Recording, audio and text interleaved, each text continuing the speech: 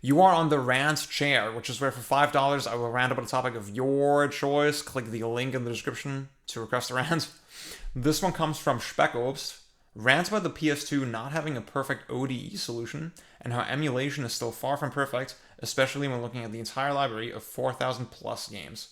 So an ODE abbreviation stands for optical disc emulator, which is understood to be a method, usually a hardware method, of emulating the disk drive that is inside your console by default. I'd say the most famous example of that is the Dreamcast. There's a hardware mod called the GDEMU. If you take the Dreamcast apart, it's like literally just two plastic halves. You'll find that the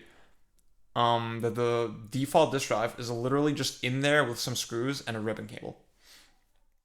You can unplug that shit and just put a GDEMU. It's just a motherboard. Actually, I can show you that shit. Wait. Oh my god, that's so cool. I moved into this nice apartment and I can just show you stuff really easily. Oh my god. This is the Dreamcast. Wait, that's the wrong button. Oops. Okay. Oh! And you see, I got this little board in here with an SD card slot. And that allows me to play Dreamcast backups off of that little SD card, which is awesome. And it's awesome for a bunch of reasons. Obviously, many games are, let's say, hard to afford with the common methods on a disc, right? So that's something you can do. Also reduces wear and tear on the Dreamcast disk drive, the discs themselves, right? The discs being a physical item, obviously, something that deteriorates with age. Not a problem you have with flash memory.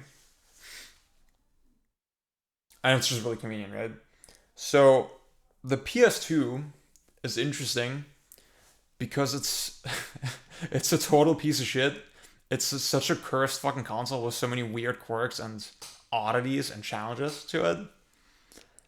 And there's sort of a homebrew hub known as FreeMakeBoot that lets you use a bunch of different homebrew software, and there's this one piece of software that everybody uses with a PS2, and I mean you see my PS2 here in the perspective, yeah, where my thumb is like pointing.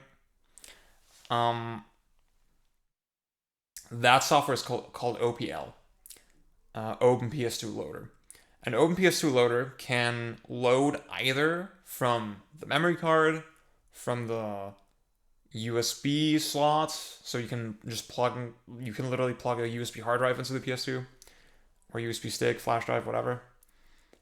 You can load games through Ethernet if you have one of those consoles, if you have a Slim, or if you have the FAT with the Ethernet adapter. If you have the FAT with the Ethernet adapter, you can also use a hard drive.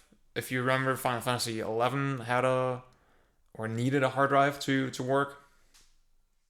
So you can use that. And that's what I do personally. And that's a pretty good way to play PS2 games, I would argue. But I don't know, for various reasons, it's still not perfect. And you would think, oh, the PS2, because it's a more modern system, it has so many ports, so many ways to interface with it. You would think that you don't even need a hardware solution for it. But none of these methods are really ideal. The USB drive is like really slow. The memory card solution is still pretty new. Ethernet obviously would require you to set up some kind of server to beam the games from. And it's like clunky and not super convenient. The hard drive really is the best option. But I've personally I wanted to drink water, but then I realized I don't want to interrupt my flow. But then I just did. Fuck it.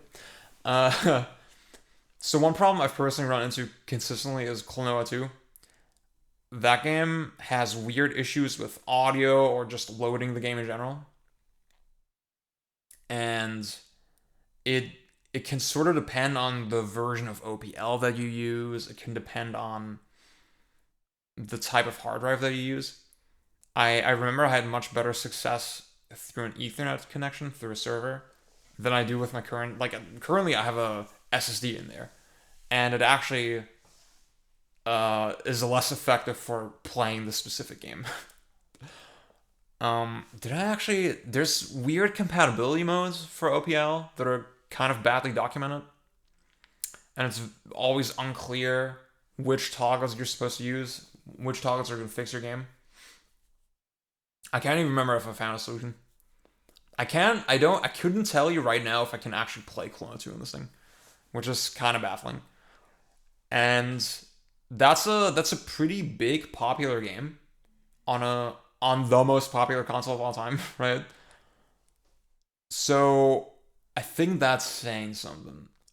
If you if you look at the wider spectrum of the library of the PS2, obviously so much shit will slip through the cracks. It's so hard to test this stuff. There's so many different setups. I do think there's something to be said for the idea of okay, maybe we should have a single unified solution that will just give us some consistency that will be much easier to test. And that's maybe going through the same interface as the disk drive. But then I think it's also that stuff like OPL, stuff like the hard drive mod, it's just so established that there's not much incentive to that sort of thing. Because like most stuff does work reasonably well. I do think people sometimes I've seen people say insane shit like, oh yeah, this is basically playing games off of your PS2 hard drive is basically like using an emulator in terms of accuracy. That's not true at all. Like that's just total fucking bullshit.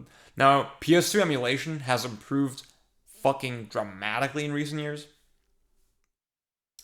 but I'll also say that until very recently, again, you had very big popular games, launch games like Ridge Racer 5 that couldn't play audio correctly.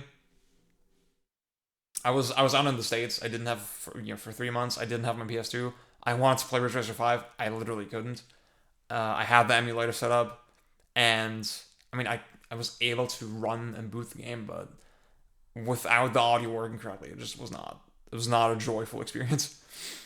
So yeah, I I guess I maybe I should make a dedicated video about this, but like I do get kind of irritated by emulator bros sort of acting like everything's just peachy, everything always works perfectly. Oh, I'm playing fucking Tekken 5 on my Lenovo ThinkPad at 8K, 500 frames per second, because of course I am, right? Because that's how this shit works. And it's usually people who say that type of shit, they don't know anything, right? They're actually tend to be very dumb and very not knowledgeable of this stuff. I'm mostly really happy with my setup. I have it also set up in a way where I can FTP games really over to my PS2 really easily. So move games through an Ethernet connection from my computer, like literally from my MacBook to the to the PS2. Just having them both hooked up to my router is pretty awesome. And I had an evening recently where I had a bunch of friends over and we just randomly transferred a bunch of games from my PC over to the PS2 and it just worked, right? It I didn't run into any weird issues. I think for the most part you will have a pretty good experience. I'm personally not super dying for a solution in that regard. I think I just want OPL to get a little better. I think with a couple more updates it could be there. But then I sort of, Bjorn Speckhoffs, who asked the question, I understand your gripe as well. But I guess I personally don't have this completionist mindset with libraries and games. I'm a little picky with games in general, so